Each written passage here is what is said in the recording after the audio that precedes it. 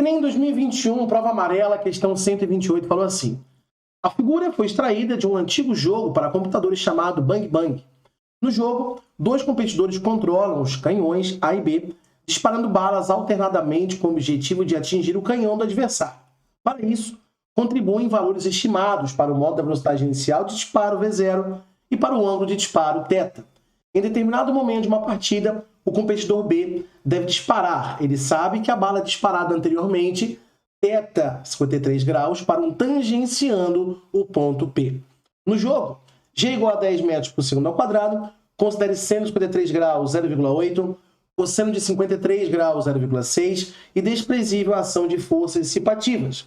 Com base nas distâncias dadas e mantendo o último ângulo de disparo, qual deveria ser aproximadamente o menor valor de V0 que permitiria, ao disparo efetuado pelo canhão B, atingir o canhão A?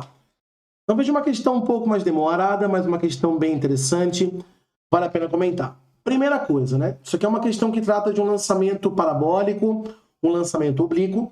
Então ele fala assim, ó, veja, em um determinado instante dessa partida, o nosso competidor B lança uma bala de canhão que vai sair do chão, beleza? E ela vai tangenciar o ponto P. Então ele quer que ela faça isso aqui, ó. Tangencie o ponto P e alcance o canhão B. Então essa é a trajetória da nossa bala, beleza? Então, por se tratar de um lançamento oblíquo, é interessante você entender que é um movimento que acontece tanto na direção horizontal quanto na vertical, né? É esse mix. Então, relembrando que no eixo X, beleza? Que é o eixo horizontal, a partícula executa um movimento retilíneo e uniforme, tá? Então, mais do que nunca, você precisa relembrar que nesse início aqui, esse vetor de lançamento V0 que ele chama, ele vai ter que ser decomposto, né? Em um V0Y e um V0X aqui, tudo bem? E aí depois que você decompor os caras, a gente pode trabalhar separadamente. Então, relembrando que o V0Y, fechando um triângulo retângulo, ele ficaria igual ao V0, que multiplica o seno do ângulo de 53, beleza? Tranquilo? Só a decomposiçãozinha simples, tá? E o Vx do lançamento, a componente horizontal do lançamento, ficaria V0, que multiplica cosseno de 53. Essa é a primeira parte importante. Beleza. Agora sabemos que no eixo X, MRU, a única equação que se aplica é a função horária das posições, porém com os valores do eixo X. E ele ainda fala, com base nas distâncias dadas e no ângulo. Então, com certeza, se o cara sai do canhão B e atinge o canhão A, com certeza, horizontalmente falando, se eu for colocar um sistema de referência assim, ó, por exemplo, aqui está o eixo Y e aqui está o eixo X, observe. Então, é como se ele saísse da posição 0 e chegasse lá na posição horizontal 120, beleza? É a posição que ele chega. Então, a posição final do eixo X é 120, que é a posição do canhão A. A posição de início, 0, sabendo que ele partiu do nosso sistema 0, ali do nosso referencial cartesiano. E a velocidade é a velocidade do eixo X, tá? Que seria V0, cosseno de 53. O V0 nós não sabemos. E o cosseno de 53 está valendo para a gente 0,6, beleza? Vezes o t. Então, a nossa primeira expressão, ela está pronta. Até podemos arrumar da seguinte forma, escrevendo assim.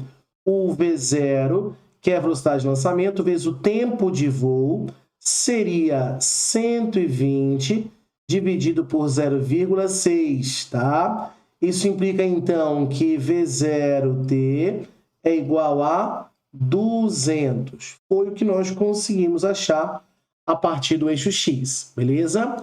Agora vamos fazer o estudo do eixo Y desse movimento aqui. Relembrando que o eixo Y é um movimento do tipo retilíneo uniformemente variado, porque a aceleração do movimento vertical é constante e é a aceleração de gravidade. Veja que ele despreza as forças dissipativas, então nós não temos resistência do ar, não temos nenhuma forma de atrito, beleza? Então vamos trabalhar as posições, porque ele quer baseado nas posições. No movimento retilíneo uniformemente variado, a única função de posição que nós temos é a função horária.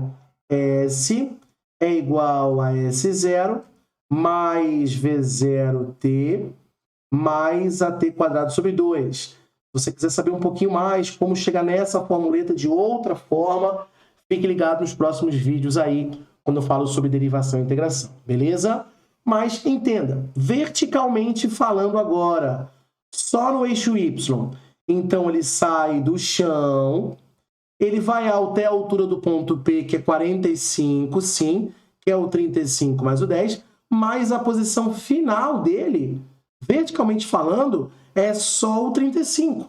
Então ele subiu e depois desceu. Então a posição final é 35. A posição inicial saiu do chão. A velocidade de lançamento é a componente vertical da velocidade, que é o V0 seno de 53. Então, seno de 53, o exercício deu 0,8 vezes o tempo de voo. E a aceleração de gravidade, lembra que a aceleração de gravidade é um vetor que aponta para baixo, nesse caso, contra o nosso referencial do eixo Y, portanto, a aceleração de gravidade aqui recebe o sinalzinho negativo, tá? Então, menos 10 a aceleração de gravidade, tá lá, t quadrado sobre 2, beleza? Arrumando, ficaria 35 é igual a V0t, que multiplica 0,8, menos 5t ao quadrado. Só que a grande vantagem é que na equação anterior, nós já chegamos que V0 vezes t vale 200. Então, esse cara aqui, ó, ele vale 200 para a gente. Beleza? Tá? Então, vezes o 0,8 que ali já estava, menos 5t ao quadrado, isso é igual a 35, tá? Então, fazendo aqui, ficaria 200 vezes 0,8 dá 160. 160, joguei para o outro lado. 35 menos 160 dá menos 125, beleza? Igual a menos 5t ao quadrado. Isso implica que o nosso t ficaria a raiz quadrada de 25. E isso implica que o t vale 5 segundos. Então, nós acabamos de encontrar o tempo de voo, o tempo que essa bala de canhão ficou no ar. Então, como o tempo que vai passar no eixo X é o mesmo tempo que vai passar no eixo Y, que é o tempo de voo, eu posso substituir na equação anterior. Então, a velocidade de lançamento mínima para ter esse alcance seria, né? Vezes o tempo, que é 5, igual a 200. Então, a velocidade de lançamento aí teria que ser 40 metros por segundo, a velocidade mínima para que isso seja possível. Então, uma questão bem difícil, uma das mais complexas da prova, se não a mais complexa, tá? Então, um exercício bem bacana. Então, lembra que no lançamento oblíquo deve inicialmente existir essa decomposição do vetor acompanhado com o ângulo, tá? Em velocidade do eixo Y e do eixo X. E também relembrando que no eixo X o movimento acontece sem aceleração, portanto, função horária do movimento retilíneo uniforme, e no eixo Y com aceleração, portanto, a função horária do movimento retilíneo uniformemente variado, considerando a aceleração de gravidade negativa contra o nosso sistema de referência, por isso o sinal negativo, beleza? Se você curtiu esse vídeo, deixe o seu like, compartilha com seus amigos, manda o seu comentário e eu te espero no próximo encontro. Tamo junto, valeu!